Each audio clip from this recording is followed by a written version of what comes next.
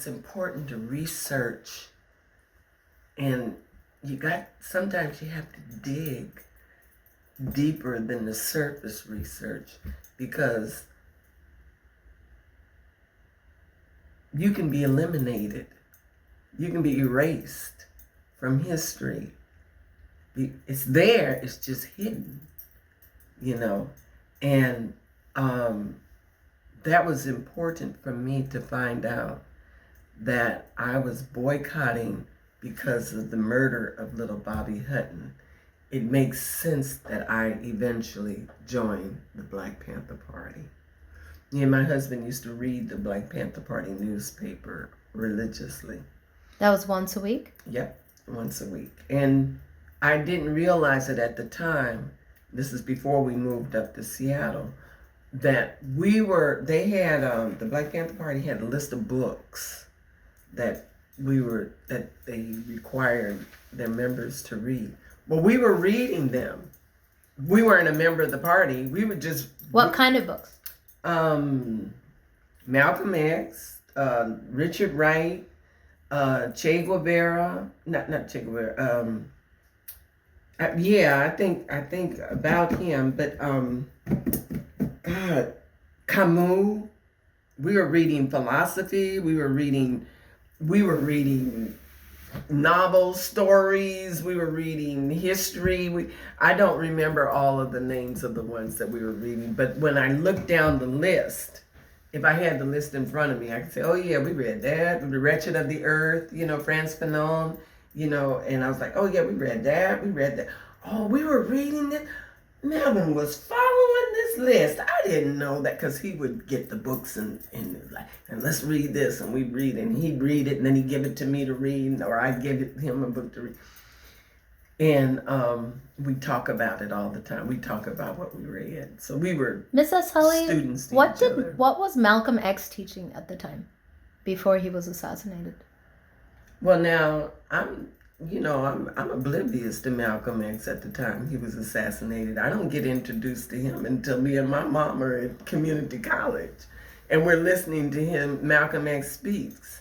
So what was he teaching? Because you said he inspired you also. Oh yeah, well what really sticks in my mind today and stuck in my mind, I think at that time, he had separated from the Black nationalists, Muslims, and he had gone over to Mecca and experienced like-minded thinking in terms of freedom and caring by all these different colors of folks. They followed the Orthodox Muslim Islamic religion, and that stuck really deep with me. And it made sense as we talked about inter-communalism, as I began to learn about inter-communalism when I typeset the articles, that... Inter-communalism meaning a community between different ethnicities of people?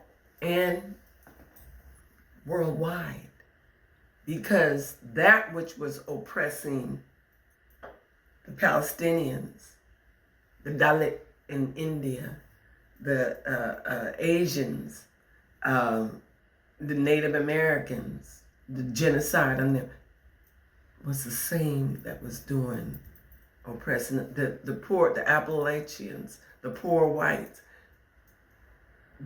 We had to understand that there was, I think Martin Luther King talks about the three hounds: military, corporations. I wish I had my notes in front of me.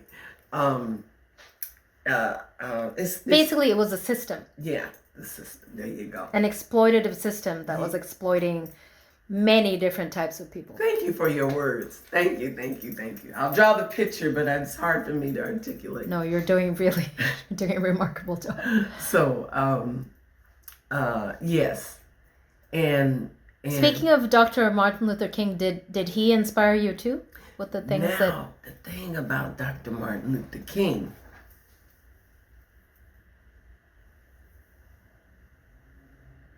I don't have I'm 15, I think, what I remember. For some reason, 15 comes in my mind. And I hear about the freedom rides. So I think this was back now where? This is in the South, and I think this is SNCC now is coming. This is the young people. And I tell my mother, I want to go and be on the freedom ride. What is this stuff? I don't have any political education, but her voting for civil rights, Eisenhower, no color segregation in housing, the freedom rides, the discrimination when we moved to East Oak. These things, these are the memories that stick. How it connects from time to time, why, I don't have a clue. But these are the memories that stick. And my mother told me I must be out of my mind if I thought I was going to be on any of those freedom rides, because I was not going down south and getting myself killed. So I didn't pursue it, But how were, because Malcolm X and Dr. Martin Luther King were teaching, I think, different types of ways of resisting. Right? Yeah, but how did the two influence you? Martin Luther King, it's mainly Malcolm X, and he's all about self-defense, Mm-hmm. And it's not until I become a minister. And tell us about that journey. Oh boy. Well, first let me just say, when I become a minister, it's Malcolm X Sunday, and I do my research. What is Malcolm X Sunday? It's around January 15th. I think it's his birthday, so it's around that time. And so I'm doing a sermon on Sunday around his birthday, right? And I got to do this research on this man, And I hear his Stanford speech, and I'm like, he is on the money. He is exactly, that's why they killed him. Because he took it beyond the civil rights, and he took it to the human rights. Malcolm X took it to human rights. They killed him. Martin Luther King, human rights. They killed him. Black Panther Party, we're talking human rights.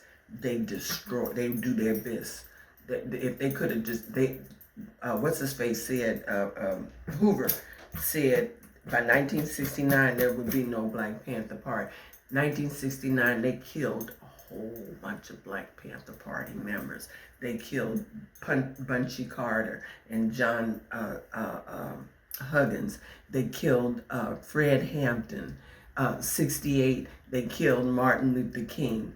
In 65 they killed Malcolm X. He was killing off people left and right, because all we were talking about... He was the director of the FBI, right? FBI. And all we were talking about was human rights. So people in the U.S. saw civil rights and human rights differently? I don't know. I see it differently now. Civil rights is, I have a right to vote. And it's a law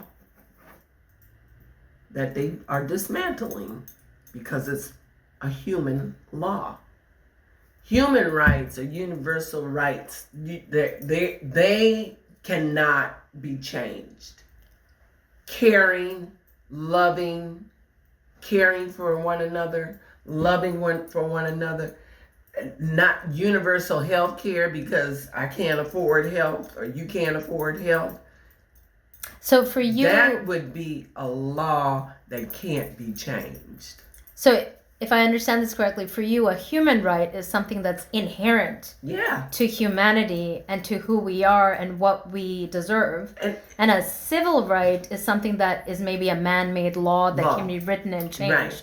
And sometimes it's all fickle, man. Look, sometime in the Bible, if a woman got pregnant after her husband died, and it wasn't by her brother-in-law, her father-in-law can say, well, she needs to be stoned to death. And that was the law. See? So civil rights is all good and everything. It's changeable. But it's fickle. It can be changed. And Jim Crow was a civil law. Can you explain what Jim Crow is, please? Terrorizing the black community.